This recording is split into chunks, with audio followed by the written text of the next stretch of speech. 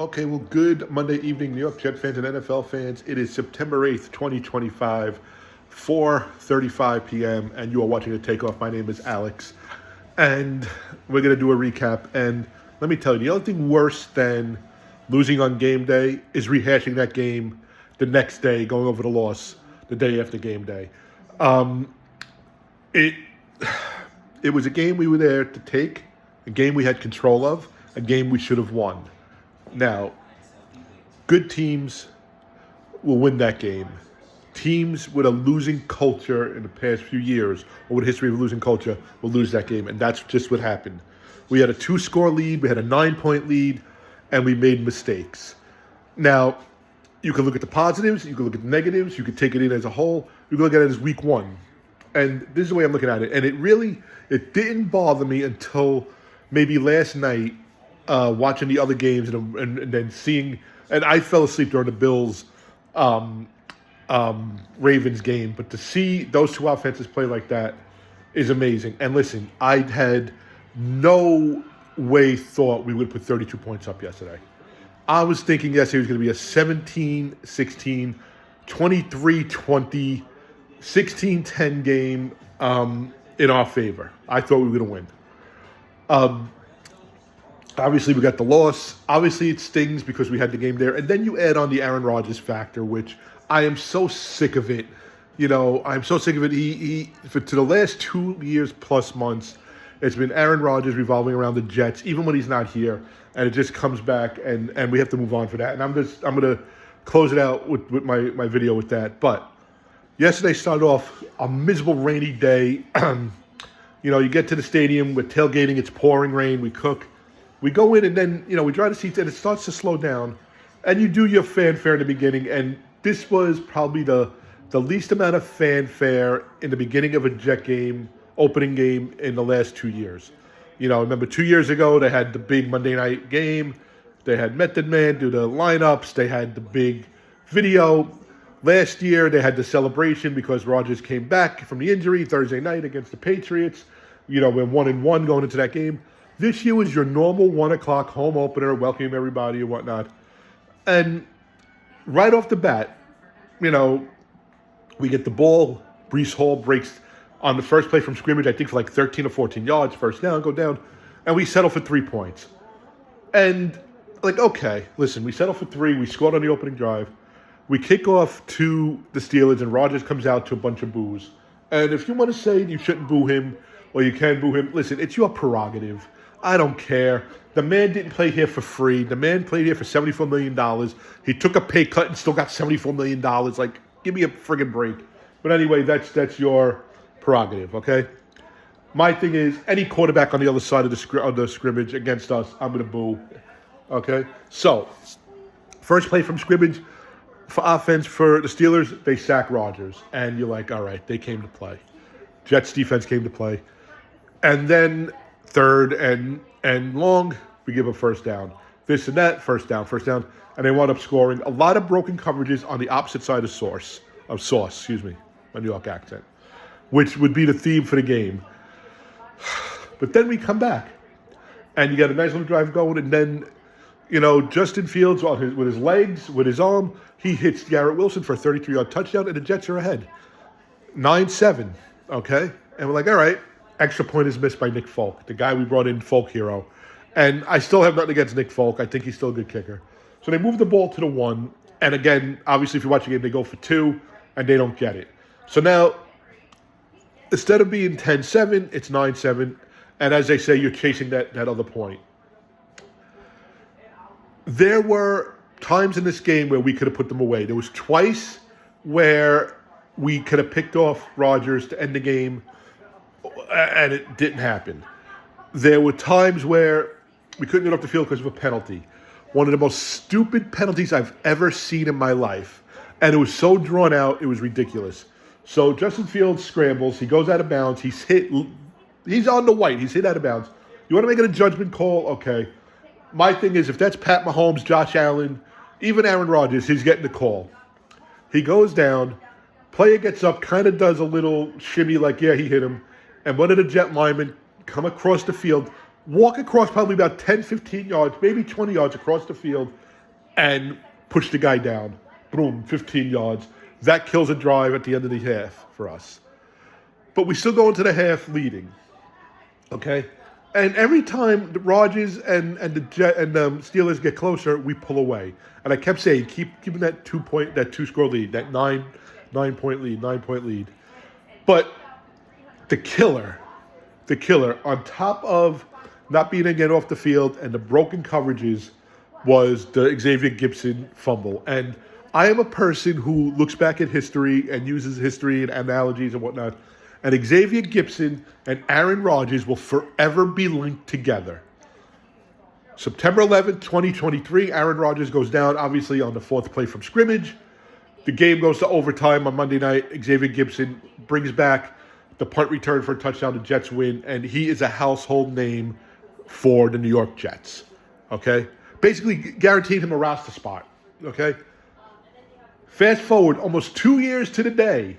Okay? September 7th, 2025. Xavier Gipson, fielding a kickoff, fumbles the ball, gives Rodgers a quarter of a field to work with, a third of a field to work with. And the Steelers score twice. We're playing catch-up back and forth.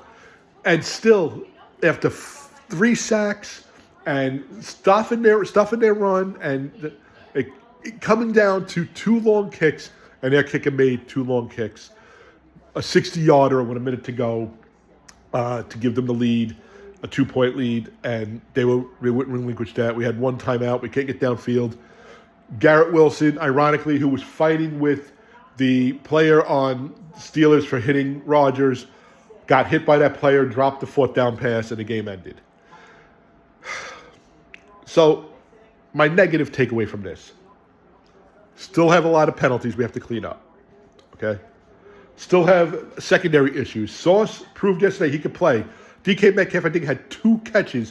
1 wasn't near Sauce. Okay? So Sauce proved he can come back and play. He's got to be that solid the whole season.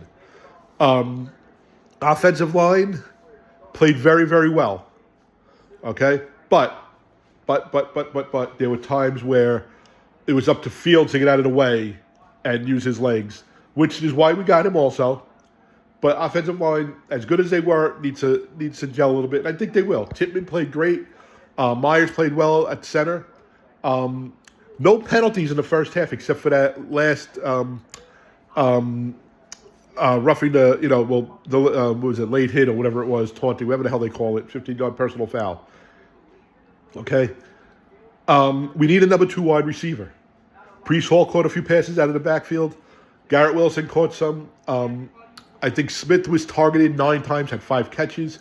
You need a number 2. Why is Allen Lazard being paid when he's a healthy scratch?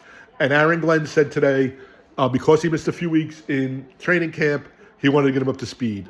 I think at this point, Allen Lazard is going to be trade bait. I don't see him on the team much longer. I don't see Xavier Gipson on the team much longer. And I was saying today to my cousins, we were talking, Xavier Gipson wouldn't be on this team without returning that punt return from a touchdown 2 years ago. Nobody would know his name. Aaron Boone would probably not have gotten so many chances with the Yankees as their manager, if he doesn't hit that home run in 2003 Game 7 against the Red Sox in the bottom of the 11th. Okay? I think you get a certain amount of time that you get loyalty about what you did for the team, but it has to be done. Gibson's fumble was crucial yesterday. Crucial. Okay? They said it was a good play by the defender to knock the ball out. It was also said that he needed to, he put the ball on the sideline side of your arms. When he reversed field, he never switched arms, and that's why the ball got knocked out. Okay, so we got to take care of those things. We got to take care of the penalties, the personal fouls. I think there was a roughing the passer. There was a pass interference. Again, the secondary, other than Sauce, really needs a lot of help. On offense, number 2 wide receiver is needed. Mason Taylor looked good. I think he had 1 or 2 catches. Rukert caught a couple of passes. But again, it can't all be on Garrett Wilson. Breece Hall and Braylon Allen looked great out of the backfield. They really did. I mean, there were a few that Breece could have broke away and should have scored a touchdown. And he just got tripped up. As horrible and wet as the field was, there was a few plays that Jet defenders slipped, but hey, both teams play on that field. Positives. Here's a positive. First time since 1991 the Jets did not punt in the first half. So the Jets went their first 4 possessions scoring, okay? And on the last possession, because of the the unnecessary roughness call or whatever it was, taunting, pushed them out of field goal range, and they wound up just running out the clock. Breece Hall looks really, really good. He had over 100 yards on the ground, I think 22 yards receiving. Justin Fields, listen, RPO, his legs got him away from a lot of sacks. He scored 2 touchdowns on the ground, a beautiful quarterback bootleg, and he threw a pass to Garrett Wilson for a touchdown. Could he have been a little better? I think so. But listen, I didn't expect 3 touchdowns from him. Going for 2 twice, we missed out on points. Okay, so we lost 34-32.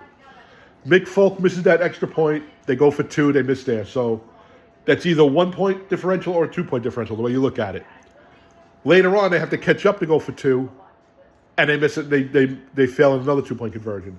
So you're talking between a 2 to a 4 point differential, and that is your game.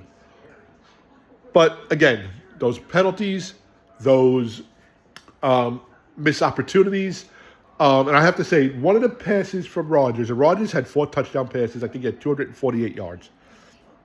Listen, he looked okay. It wasn't Aaron Rodgers airing out these 50-yard bombs. I think the longest pass he threw in the air was less than 20 yards.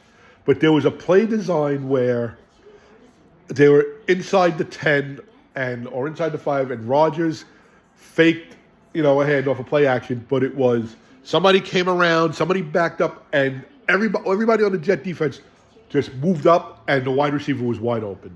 So the play design was there. I think head-to-head, Mike Tomlin outcoached Aaron Glenn, but listen, you're talking a 20-year veteran coach, Super Bowl champion veteran coach, beating out on Aaron Glenn. I think some of the timeouts weren't used appropriately, especially in the second half. They left Fields with only 1 timeout, and that became costly. But like I said, I didn't expect to put up 32 points. I didn't expect Fields to have 3 touchdowns. And I didn't expect to have a 2-score lead. When we did have a 2-score lead, I expected to win. And sitting there, I said, okay, now we can go against Buffalo next week, at least tied with them if Buffalo wins tonight. And then, of course, we lose yesterday and come home, and I fell asleep, okay? Buffalo was winning 7-0. I fell asleep. I woke up. Buffalo is down, I think, 15 points. I fall asleep again. I wake up this morning to find out they won with no time left on the clock. So Buffalo is 1-0. The rest of the AFC East is 0-1. And the Jets have a lot of work ahead of them. The good thing was there was no injuries reported. And they were able to get to Rodgers. I think they sacked him 3 times. They hit him a few times. And I'm going to speak about Rodgers right now. And then I'm going to put this whole Aaron Rodgers thing to bed on takeoff. Okay? Aaron Rodgers came here 2 years ago. He did take a pay cut. He did come here, and Woody Johnson, Robert Saleh, Joe Douglas bent over backwards to make him as comfortable as he could here with the team. What coaches do you want? Boom, offensive coordinator. Nathaniel Hackett, worst offensive coordinator in the last 10 years, worst head coach in the last 10 years, probably next to Adam Gase, brought him in here, okay? Alan Lazard, Cobb, Cook, whoever you want, we're going to bring in for you. You want Devontae Adams, we're bringing Devontae Adams. I'm not taking away that he got hurt. I'm not taking away that he tried to rehab. But year 1 with Aaron Rodgers to year 2 with Aaron Rodgers, it was different. Year 1, he seemed to be all about the team, and then all of a sudden, in his rehab, he started drifting away. And last year was all about him. And when he got Devontae Adams here, he forgot about Garrett Wilson. He forgot about the kid who was making the plays for him.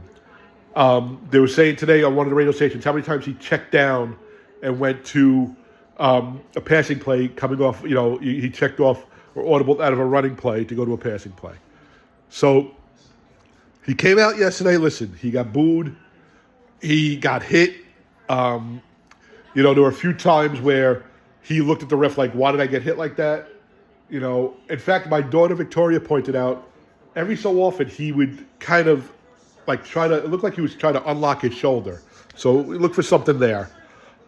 He had over 240 yards, I believe, passing, 4 touchdowns. Listen, I'm not going to take anything away from him, but what I will say is this. He beat a team that was 5-12 last year, okay, or 6-11. I think 5-12, 6-11. He came back 2 scores out. I'll take nothing away from him. He did not impress me. He looks just as old as he did last year, okay? He takes more hits. He's not going to last the season. And I'm calling it now. On September 8th, 2025, on the takeoff. With Aaron Rodgers starting, the Pittsburgh Steelers will not win more than 6 to 7 games. Which means, after counting yesterday, they won't win more than 5 or 6 games for the rest of the season. They won't. Okay? They got beat up front by the defensive line and the offensive line. Okay? But back to Aaron Rodgers. So afterwards, okay, he taunted the fans a little bit about the Boo Birds. Then they asked him afterwards, would you think of a win? Oh, it's always nice to win, especially when you go back to a place that they think you can't play anymore and you show that you still could. And act like you've been there, bro. You're an All-Pro. You're a Pro Bowler. You're a Super Bowl champion. You're a Hall of Famer. Act like you've been there. I can remember in 2010, okay, the Jets were the hype coming off the AFC Championship, loss to Indianapolis, Hard Knocks, Jason Taylor, LaDainian Tomlinson, Holmes, all of that. We opened up the stadium on Monday night in a misty. They stopped the game. They delayed the game in the beginning. We played the Ravens, and the Ravens beat us. I believe it was 13-9. Okay, and Ray Lewis said something after the game, and he was like, "Everybody was anointing the Jets to be in the Super Bowl before the season started. They forgot they had to play us. Blah blah blah blah." But he ended with, "We will see this team again in the AFC Championship game. We will play them again." That's class. That's, first of all, showing, hey, you forgot you had an opponent you were playing against. But secondly, I give you props for what you did. You went head-to-head with us. You're almost there. You're not there yet. Rodgers has never been classy. Rodgers has always been about Rodgers, coming out of the dark, going in the dark. I'm not vaxxed. I'm inoculated. Whatever the frig he is, I'm done with him. Move on. And hopefully we will play them again. Hopefully we will play them again this season. So anyway, this is the takeoff. Listen, check us out on Twitter. At the Jets Takeoff is our Twitter handle. You can email us at thejets.takeoff@gmail.com. Google us. You can find us here. Subscribe to us on YouTube. The Jets Takeoff.